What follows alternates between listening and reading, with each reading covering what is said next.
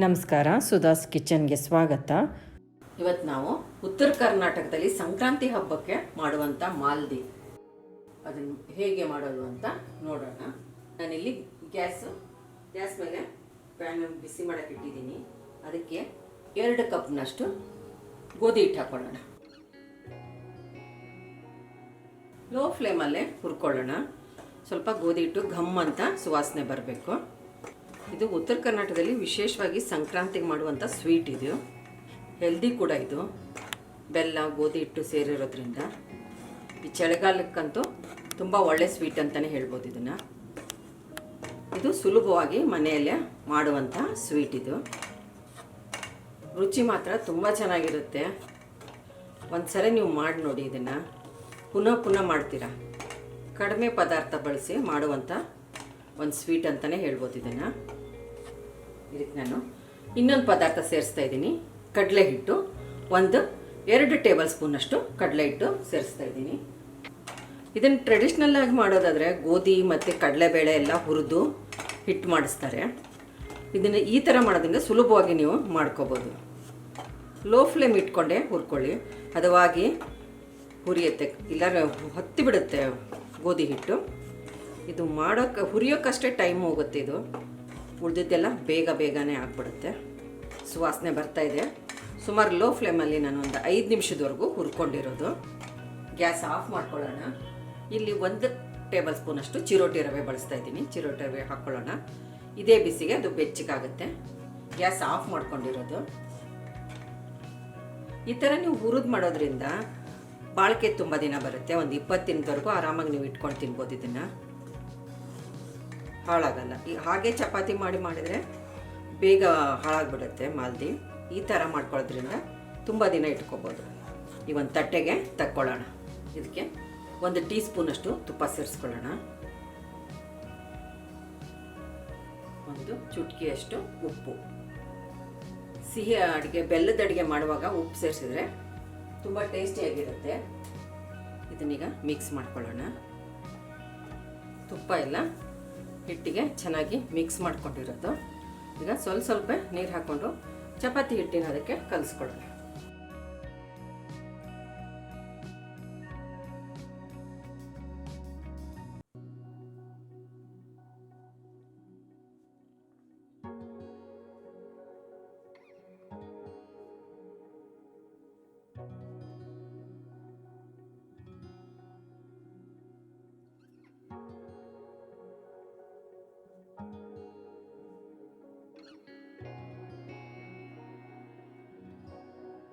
ಒಂದೇ ಸರಿ ನೀರು ಹಾಕಿ ತೆಳ್ಳಗೆ ಕಲಿಸ್ಬಿಡಿ. ಸ್ವಲ್ಪ ಗಟ್ಟಿಯಾಗೇ ಇರಬೇಕಿದು.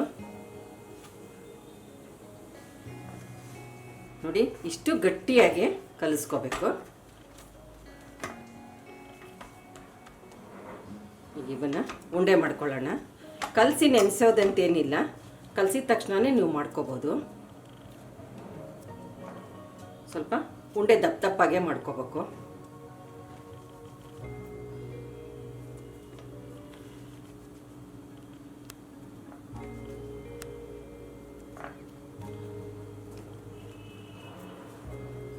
ಈಗ ಚಪಾತಿ ಥರ ಇವನ್ನ ಲಟ್ಟಿಸ್ಕೊಳ್ಳೋಣ.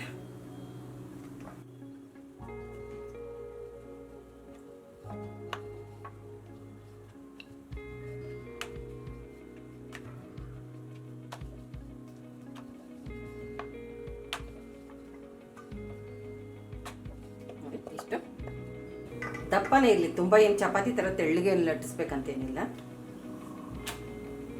ಇದಾಗಿದೆ. ಇದು ಬೇಯಿಸ್ಕೊಳ್ಳೋಣ. ಈಗ ಪ್ಯಾನ್ ಕಾಯ್ದಿದೆ. ಮಾಡ್ಕೊಂಡಿರೋ ಚಪಾತಿ ಹಾಕ್ಕೊಳ್ಳೋಣ. ಮೀಡಿಯಂ ಫ್ಲೇಮ್ ಇಟ್ಕೊಂಡೆ ನಿಧಾನಕ್ಕೆ ಬೇಯಿಸ್ಕೊಳ್ಳೋಣ. ತಿರುಗಿಸಾಕೊಳ್ಳೋಣ.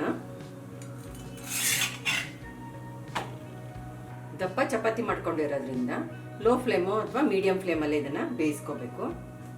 ಕಪ್ ಆಗೋದು ಬೇಡ, ಆದರೆ ಚಪಾತಿ ಚೆನ್ನಾಗಿ ಬೇಯಬೇಕು.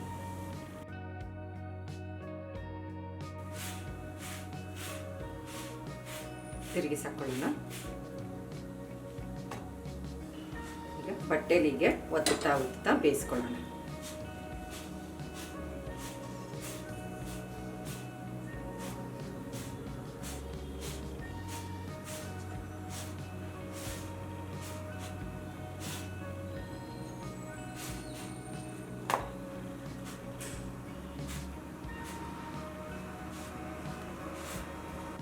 ನೋಡಿ ಎರಡೂ ಕಡೆಗೂ ಚೆನ್ನಾಗಿ ಬೆಂದಿರೋದು, ಬಟ್ಟೆಯಲ್ಲಿ ಒತ್ತಿ ಒತ್ತಿ ಬೇಯಿಸ್ಕೊಂಡಿರೋದು.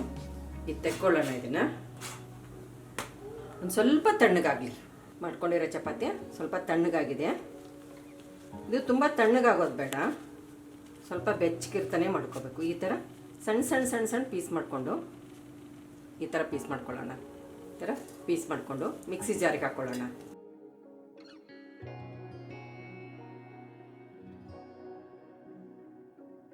ಸ್ವಲ್ಪ ಬೆಚ್ಚಗಿರ್ತಾನೆ ಮಾಡಿದರೆ ಚೆನ್ನಾಗಿ ನುಣ್ಣಗೆ ಪುಡಿ ಆಗುತ್ತೆ.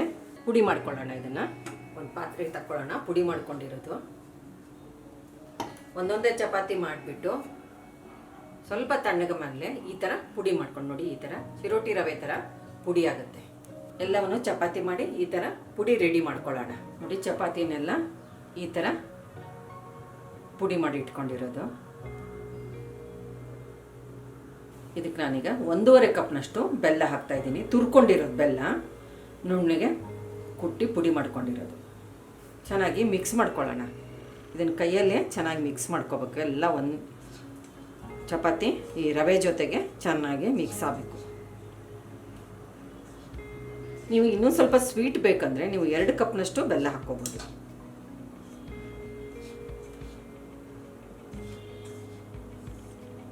ಈ ಥರ ಇದನ್ನು 2 ಕೈಯಲ್ಲಿ ಈ ಥರ ಮಿಕ್ಸ್ ಮಾಡ್ಕೋಬೇಕು. ಅದು ಚೆನ್ನಾಗಿ ಮಿಕ್ಸ್ ಆಗುತ್ತೆ. ಬೆಲ್ಲ ಎಲ್ಲ ಚೆನ್ನಾಗಿ ಮಿಕ್ಸ್ ಆಗಿರೋದು. ಇದಕ್ಕೀಗ ನಾನು ಒಂದು ಸ್ವಲ್ಪ 1/4 ತುಂಡಿನಷ್ಟು ಜಾಕಾಯಿ ಪುಡಿ ಮಾಡ್ಕೊಂಡಿದ್ದೀನಿ. ನೀವು ಜಾಕಾಯಿ ಪುಡಿಯರ ಹಾಕ್ಬೋದು, ಇಲ್ಲ ಏಲಕ್ಕಿ ಪುಡಿಯರ ಹಾಕ್ಬೋದು. ಈಗ ಹುರಿದಿಟ್ಕೊಂಡಿರೋ ನಾನು ಗಸಗಸೆ ಮೊದಲೇ ಹುರಿದಿದ್ದೀನಿ. 1 ಟೀ ಸ್ಪೂನಷ್ಟು ಗಸಗಸೆ ಹಾಕ್ಕೊಳ್ಳೋಣ.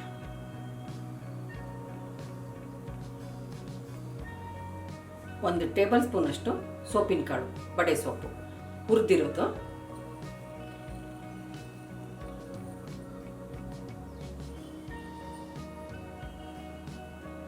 ಒಣ ಕೊಬ್ಬರಿ ಹುರಿದಿರೋದು.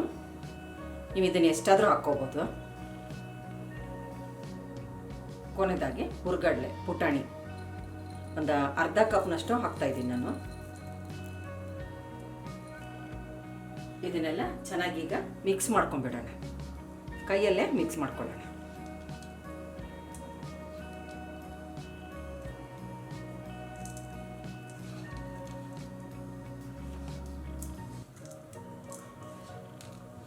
ನೀವು ಮರೆಯದೇ ಸೋಪಿನ ಕಾಳು ಹಾಕಿ, ಬಡೆ ಸೊಪ್ಪು ಅದನ್ನು ಹಾಕೋದ್ರಿಂದನೇ ಈ ಮಾಲ್ದಿಗೆ ಒಂಥರ ಟೇಸ್ಟು ಚೆನ್ನಾಗಿರುತ್ತೆ. ಈ ಥರ ಮಿಕ್ಸ್ ಮಾಡಿ ನೀವು 1 ಗಂಟೆ ಬಿಟ್ಟು ನೀವು ಇದನ್ನು ತಿನ್ಬೋದು. ತುಪ್ಪ ಮತ್ತು ಹಾಲು ಜೊತೆಗೆ ತುಂಬ ಚೆನ್ನಾಗಿರುತ್ತೆ ಇದು. ನಿಮಗೆ ಬೇಕಂದರೆ ಕಾಯಿ ತುರಿನೂ ಹಾಕ್ಕೊಂಡು ತಿನ್ಬೋದು. ತುಪ್ಪ ಕಾಯಿ ತುರಿ ರುಚಿಕರವಾದ ಆರೋಗ್ಯಕರವಾದ ಮಾಲ್ದಿ ರೆಡಿಯಾಗಿದೆ. ನೀವು ಇದನ್ನು ಸಂಕ್ರಾಂತಿಗೆ ಅಷ್ಟೇ ಅಲ್ಲದೆ ಯಾವಾಗ ಬೇಕಾದರೂ ಇದನ್ನು ನೀವು ಈ ಸ್ವೀಟು ಮಾಡ್ಕೋಬೋದು. ನಮ್ಮ ಚಾನಲ್ಗೆ ಸಬ್ಸ್ಕ್ರೈಬ್ ಮಾಡಿ, ಬೆಲ್ ಐಕಾನ್ ಒತ್ತಿ ಹಾಗೂ ವಿಡಿಯೋಸ್ನ ಲೈಕ್, ಶೇರ್ ಮತ್ತು ಕಾಮೆಂಟ್ ಮಾಡಿ.